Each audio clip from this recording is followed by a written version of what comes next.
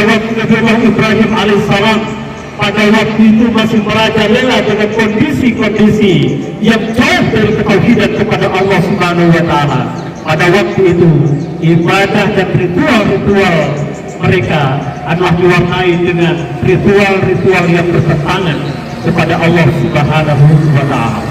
Pada zaman itu orang masih menyembah berhala.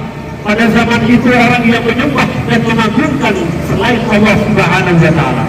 Disitulah Nabi Ibrahim dilahirkan dan jemaah Allah Subhanahu wa Ta'ala untuk membenturkan dan merubah seperti itu kekuatan yang luar biasa, bukan hanya kekuatan fikriyah yang dianjurkan, tetapi kekuatan iman kepada Allah Subhanahu wa Ta'ala.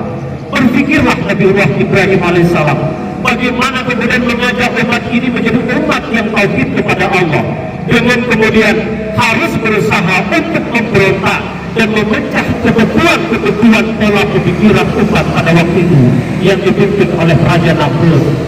Jemaah dengan Allah Subhanahu wa Ta'ala memecah kebetulan pemikiran yang jauh dari Allah Subhanahu wa Ta'ala adalah memecah sebuah tembok yang luar biasa dan penuh konsekuensi.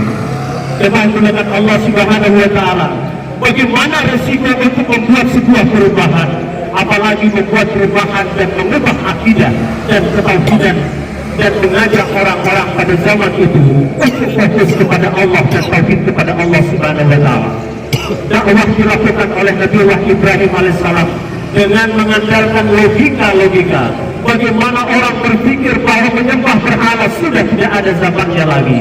Menyembah berhala dan mengagungkan Tuhan-Tuhan lain itu maha berat bagi Nabi Ibrahim alaihissalam.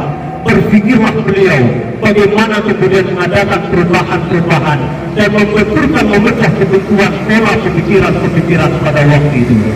Nabi Ibrahim alaihissalam berdakwah dengan luar biasa. Bukan hanya berdakwah mengajak mereka untuk tauhid kepada Allah, tetapi kemudian berdakwah dengan logika cerdas, berdakwah dengan membenturkan pemikiran dan alam yang luar biasa. Bagaimana tidak jemaah belakang Allah Subhanahu wa Ta'ala, di mana orang waktu itu kultur dan budayanya menyembah berhala harus ditarik kemudian untuk menyembah Allah Subhanahu wa Ta'ala. Luar biasa. Mereka tidak serta-merta menerima dakwah Nabi Ibrahim alaihissalam. Jemaah belakang Allah Subhanahu wa Ta'ala, berulang-ulang dakwah itu dilakukan Nabi Ibrahim, tetapi tidak mempan jemaah sekalian. Bahkan logika yang mengatakan bahwa ketika yang menyembah berhala sudah tidak mungkin karena berhala itu dibuat oleh manusia. Logika ini mengingatkan kita pada ayat Allah Subhanahu wa Ta'ala, "Ud'u ila sabili rabbika bil hikmah wal mau'izatil hasanah." Nabi Ibrahim telah melakukan hal itu, berdakwah dengan membenturkan dalil-dalil, berdakwah dengan membenturkan logika dan nalar-nalar yang ilmiah.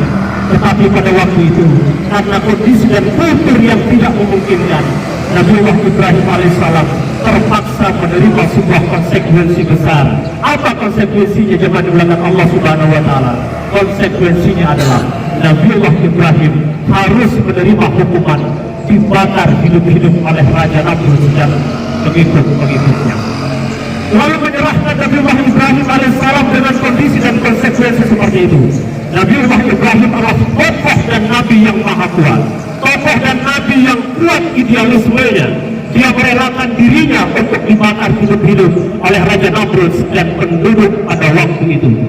Nabi Ibrahim alaihissalam sebagaimana dikutip dalam riwayat Riyadhus Shalihin hadis Imam Muslim mengatakan, dia hanya berpasrah kepada Allah Subhanahu wa Ta'ala sambil mengatakan, hasbiyallahu wa ni'mal wakil, hasbiyallahu wa ni'mal wakil. Tidak ada yang mewakili aku, tidak ada yang menyelamatkan aku kecuali Allah Subhanahu wa Ta'ala.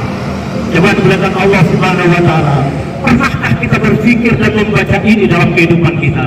Terkadang kita diuji oleh Allah dengan ujian yang berat, kita lupa berpasrah pada Allah. Padahal itulah doa Nabi Ibrahim alaihissalam, hasbiyallah wa ni'mal wakil, hasbiyallah wa ni'mal wakil.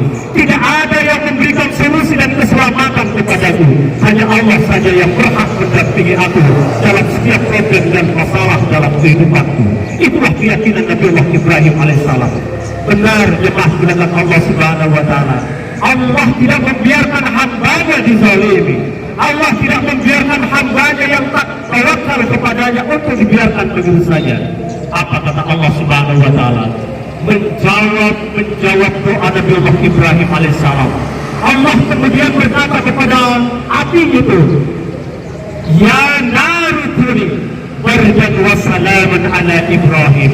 Wahai api, dinginlah kepada Ibrahim, rubahlah sifat panas menjadi dingin, dan selamatkan Nabi Allah Ibrahim alaihissalam.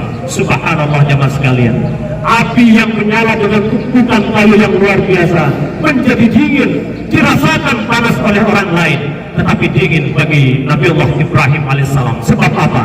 Jawaban permintaan Nabi Allah Ibrahim dijawab tuntas oleh Allah Subhanahu wa taala dengan menunjuk api itu, ya nar kuni bardan wa salaman ala Ibrahim. Luar biasa jemaah sekalian, mengajarkan kita dan membuktikan kepada kita bahwa ketika kita ada problem, ketika kita ada masalah, jangan pernah lari dari kekuasaan Allah. Hasbiyallah wa ni'mal wakil. Hanya Allah yang berhak menuntaskan masalah kita. Hanya Allah yang berhak menyelamatkan kita. Jangan berpikir ada orang lain yang bisa menyelamatkan kita dari masalah. Jangan selalu menggantungkan nasib kita kepada orang lain untuk menguatkan kita. Yang pertama, kita tawakal kepada Allah Subhanahu wa taala. Sebagaimana doa Nabi Allah Ibrahim alaihissalam, hasbiyallah wa ni'mal wakil, dan dijawab tuntas oleh Allah, ya nar kuni bardan wa salaman ala Ibrahim. Luar biasa jemaah sekalian. Perjalanan dakwah itu berlangsung terus sampai kemudian Masya Allah tibalah pada titik jenuh Nabi Allah Ibrahim alaihissalam. 20 tahun membangun rumah tangga dengan Siti Sarah, belum dikarunia seorang putra sekalipun. Maka Siti Sarah ini mengajarkan kita kepada perempuan-perempuan kita untuk berpikir tentang dakwah. Apa yang dikatakan kepada Nabi Allah Ibrahim, wahai suamiku, silahkan engkau, aku melihat engkau tidak ada pelanjut dalam dakwahmu, maka silahkan engkau mengawini Siti Hajar untuk kemudian mendapatkan, mudah-mudahan engkau mendapatkan keturunan yang akan melanjutkan dakwah ini. Kita tidak berpikir jemaah sekalian bagaimana naluri seorang perempuan. Berpikir salah ini adalah bagaimana melanjutkan dakwah Nabi Allah Ibrahim. Masya Allah, subhanallah, Nabi Allah Ibrahim menyampaikan hajat istrinya Siti Hara untuk Siti Sarah untuk mengawini namanya Siti Hajar. Inilah dua perempuan yang luar biasa jemaah sekalian. Siti Hajar pun melahirkan anak yang bernama Ismail alaihissalam. Sejak mengandung itu, Nabi Allah Ibrahim mengajak Siti Hajar ini ke sebuah lembah yang orang mengatakan sebagai sebuah lembah yang disebut dengan Safa dan Marwah. Disitulah ditinggalkan Nabi Siti Hajar oleh Nabi Allah Ibrahim. Pada waktu itu ada dialog jemaah sekalian, Bapak Ibu yang dimuliakan Allah Subhanahu wa taala. Dialog indah yang menjadi literasi indah dalam kehidupan kita. Apa dialog itu jemaah sekalian? Wahai suamiku, setelah engkau meletakkan kami dengan anakku di sini, engkau meninggalkan kami. Kenapa ini? Apa maksud wahai Ibrahim?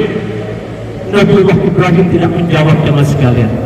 Lalu kemudian ditanyakan lagi oleh Siti Hajar, wahai suamiku, apakah ini keinginan Allah Subhanahu wa taala untuk membiarkan kami di rumah ini berdua dengan Nabi Ismail? Barulah kemudian Nabi Allah Ibrahim mengatakan, iya, ini adalah keinginan dan perintah Allah Subhanahu wa taala. Jawaban seorang istri jemaah sekalian, Siti Hajar mengatakan, kalau memang ini adalah kehendak Allah dan perintah Allah untuk membiarkan kami di lembah ini, silahkan engkau pergi wahai Ibrahim. Kami yakin bahwa Allah tidak akan membiarkan kami di sini. Kami yakin, saya yakin, dan anak ini yakin bahwa tidak mungkin Allah membiarkan kami sendiri hidup terlunta-lunta di sebuah lembah yang disebut Safa dan Marwah. Luar biasa jemaah sekalian. Inilah sebuah gambaran bagi kita bahwa tidak cukup hanya menggantungkan diri pada suami, tetapi menggantungkan diri kepada Allah Subhanahu wa taala, menggantungkan pada takdir Allah. Ketika Allah memerintahkan kita untuk ibadah pada Allah Subhanahu wa taala, tidak ada pertanyaan lain kecuali menyerahkan segala sesuatunya kepada Allah Subhanahu